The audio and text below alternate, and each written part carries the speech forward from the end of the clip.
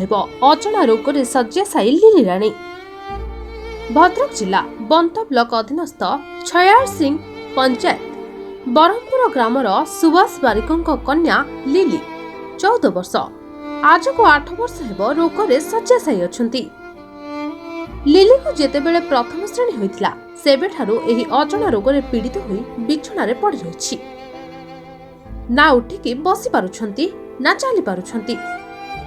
ସୁବାସଙ୍କ ପରିବାର ଗରିବ ଶ୍ରେଣୀର ହୋଇଥିବାରୁ ଚିକିତ୍ସାରେ ଅର୍ଥ ପ୍ରତିବନ୍ଧକ ସାଜିଛି। ଦିନକୁ ଦିନ ଲିଲିର ସ୍ୱାସ୍ଥ୍ୟ ଅବସ୍ଥା ଖରାପ ଆଡ଼କୁ ଗତି କରୁଛି।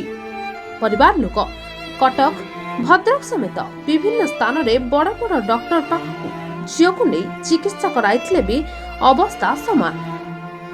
ଅଧିକ ଚିକିତ୍ସା ପାଇଁ ଅର୍ଥ ସାଜିଛି ବାଧକ। ଅଦ୍ୟାବଧି ସୁବାସ ନିଜର ଚାଷ ଜମି ବନ୍ଧା ପକାଇବା ସହିତ ବିଭିନ୍ନ ସ୍ଥାନରେ ଲକ୍ଷ ଲକ୍ଷ ଟଙ୍କା ଧାର କରିସାରିବା ପରେ ଏବେ ଅସହାୟ ପାଲଟି ଯାଇଛନ୍ତି।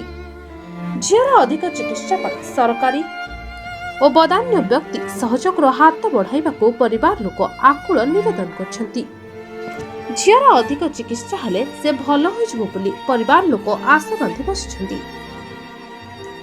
PhonePe number 8280602202 Pallavi Barik. ଭଦ୍ରକରୁ ରମେଶ ଚନ୍ଦ୍ର ପତିଙ୍କ ରିପୋର୍ଟ, ଦ ନ୍ୟୁଜ୍ ଟୁଡେ।